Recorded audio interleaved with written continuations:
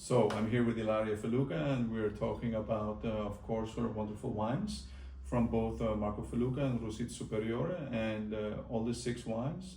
You will be able to find a link to the web shop so you can read more, and of course also order some. So today I'm here with Ilaria Felluga from Marco Felluga Winery, and she's in Copenhagen introducing her wines. We have been visiting restaurants and sommeliers, and tonight we're doing a wonderful dinner. So I thought for everybody interested, if you could introduce your 2 wonderful wineries to our clients or people watching. Of course. Thank you, Daniel. I'm very happy to be here. My second time in Copenhagen. Yes. E quindi very happy to be here on the headquarters of Victoria Wine. So yeah, the wineries are based on the north and east region of Italy. It's called the Friuli.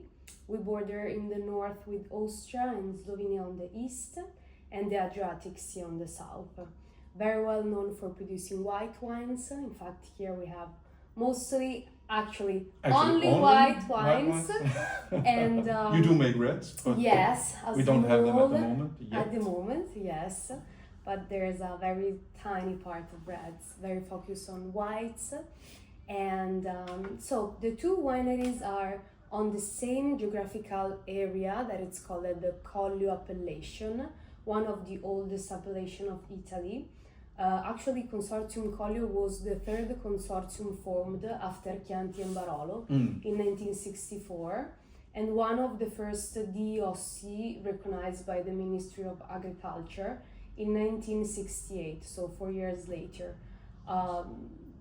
As I said, it's very well known for producing whites. The 87% of the total, it's about whites. And the first 3, let's say, most planted grape varieties are Pinot Grigio, Sauvignon Blanc, and at the same level we have Ribolla Gialla and Friulano. Yeah. So 2 international and 2 local I think grapes. most people in Denmark at least know Sauvignon Blanc and the Pinot Grigio, but I think for a lot of people then Friulano and Ribolla Gialla will be new acquaintances, and I can warmly recommend the local grapes and the what do you call it, native grapes. Yeah, because it's something amazing. Unique that you have. Special for the region. Only you. Yes, yes, Exactly. yes. So back to the wineries. One is named Marco Felluga. My grandfather's name. My grandfather is Marco. So the family started more than 150 years ago in a place that nowadays it's Slovenia. Yeah. But back in time it was Italy, connected under the Republic of Venice before, and later with the Habsburg Empire. And over there the family started with this very small restaurant, and time after time they decided to invest more in producing wine. They decided to open up the shipments from this very tiny city in front of the sea to a very tiny other city that remained in Italy. We're talking about the 1920s. Okay. No. And they decided to open a warehouse there, so it was easier to have a stock and spread the wine in Veneto and Friuli regions. But then especially in Friuli region, my great-grandfather Giovanni decided to open up the first, let's say, biggest winery. And it was just right before the Second World War, because it was in 1938. And that was a very brave thing, because moving a family of 7 children, it wasn't that easy. Challenging times. That was the choice that he made. Everyone was safe, and 2 of these 7 kids decided to keep going with their father. These 2 kids were Marco, my grandfather, and Livio, mio zio. So they stayed together under one name, working together till 1956 under Felluga name. Yeah. And then they decided to split out. My grandfather Marco stayed on the original place where they did open the first winery, Gradisca di Sonzo, still the headquarters of Marco Felluga estate.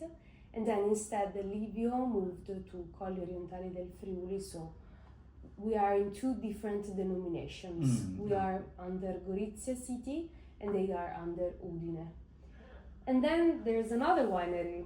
How long? I think we've got enough time. But if you should just put some, pointers on for the, especially for the Marco Felluga wines. Of course. What would the headline be for the style of wine? Sure. If people don't know, of course you have to try it to know. But of course.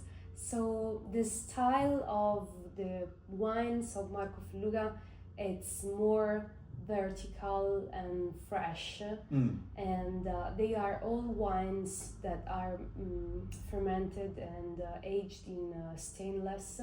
So it's giving to them, because we leave them rest 4 to 5 months before bottling, this kind of roundness, but at the same time freshness. Great freshness, I think. Yes. And also, of course, focus on the fruit, but also, great freshness, great acidity, great balance, actually. Yes, thank you. Between fruit and acidity. Yeah, and the acidity and the minerality are the main characteristic of, let's say, the area of Collio, and this is what we're bringing on these wines.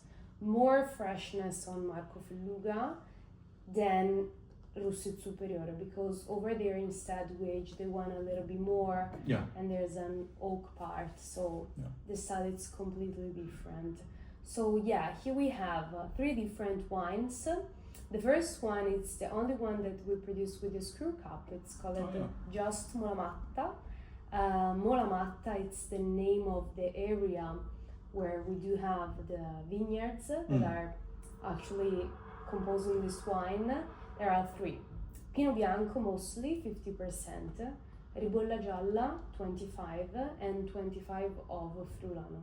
So 50% international and 50% autochthonous grape varieties. Indigenous. So we thought that this would be the perfect mix of an, let's say, easy drinking white wine.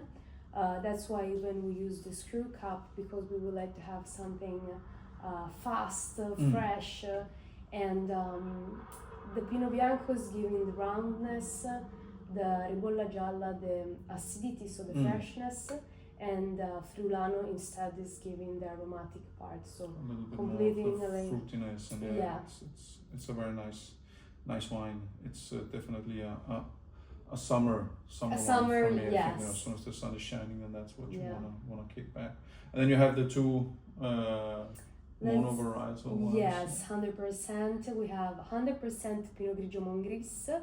It's our most iconic wine from Marco Felluga. The name is Mongris because it's the combination of 2 words, mono variety, and gris, who's grey in Friulian language. In Danish it's gros. It's impossible to say.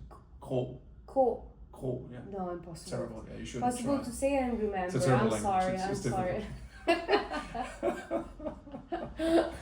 And then you have the Friulano. And then we have the Friulano 100%. Friulano grape, it's kind of the cousin of Sauvignon Blanc.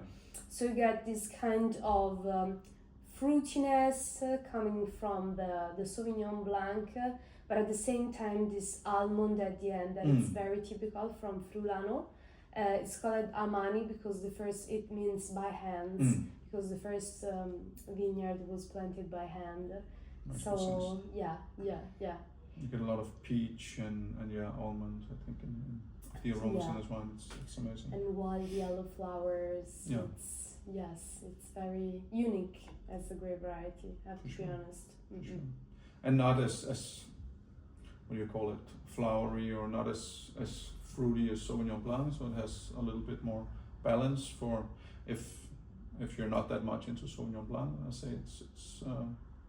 it gives off a little bit less on the kind of what do you call it, elderflower notes, so it's more like on the peach side instead of the elderflower. So I think it's more balanced. Yeah, for sure. Yes, absolutely.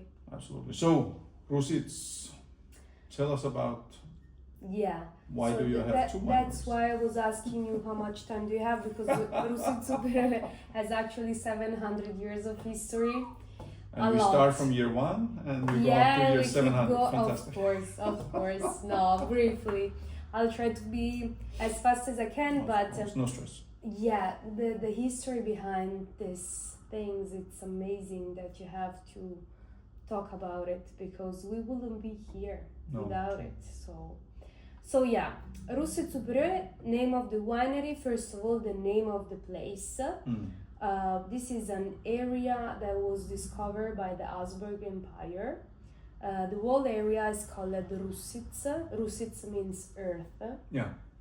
And what they decided to do, to divide it in 2 parts, Russiz higher and Russiz lower, because already at that time they were producing wine, and Russiz higher became Russiz Superiore. Superiore means higher, and then there's another part that it's called Russiz lower. And how do you say that in Italian? Inferiore. Inferiore. Okay. Yes, superiore, inferiore. Okay.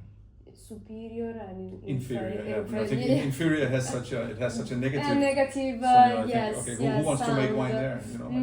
Yeah. In fact, there is another winery actually there, but it's called Villa Russiz. Okay. So no, they didn't call it as the geographical name. No. Yes. Bad choice. And instead, my grandfather, when he arrived there, so Marco, he said all the vineyards are gonna be here in Russiz Superiore area.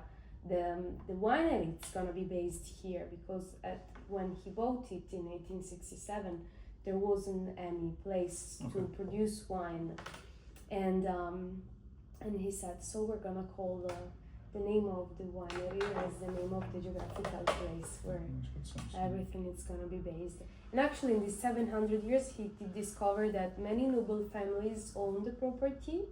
One of them is the family Turuntaxis, Torre Tasso, and from them we're taking the crest that you see on our labels.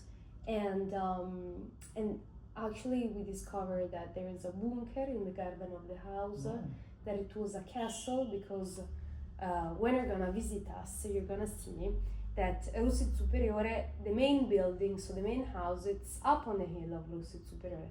So thinking about in the past, you could have almost a view of 360 degrees. So you could even control everything around. So it was a very strategical position. Yes. Makes sense. And my father decided, because we are just us on this hill, then there was another building that my father decided to create a bed and breakfast over there.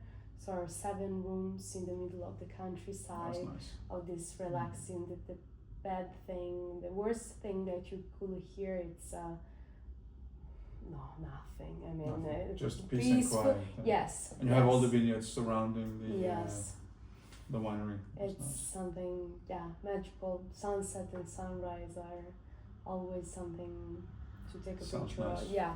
I think, what time can I arrive? Tomorrow I have my flight at 8:30. I'll You be come with me. No, it's perfect. And how would you say does the wines differ from the Marco Felluga wines? So Marco Felluga is about 100 hectares, but divided in 4 different areas.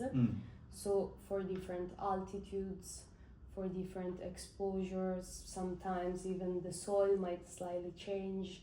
Instead, Russiz Superiore, all the vineyards are like a chateau together in one block.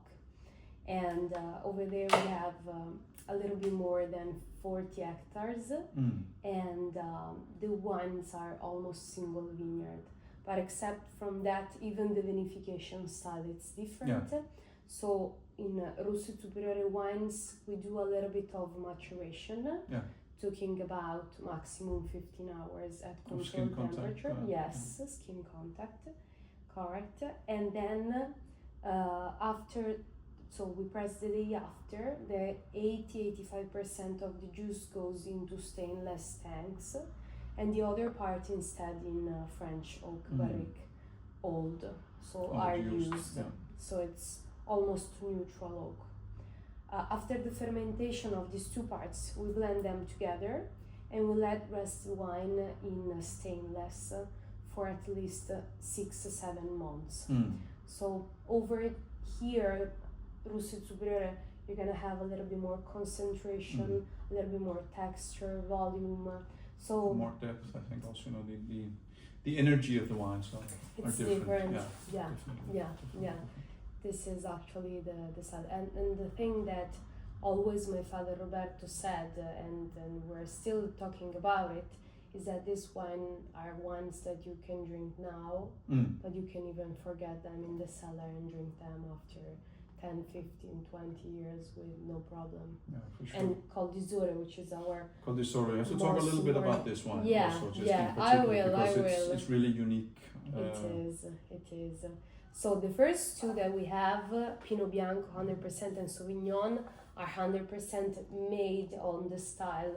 So skin contact, a little bit of oak, and this 6-7 months on lees.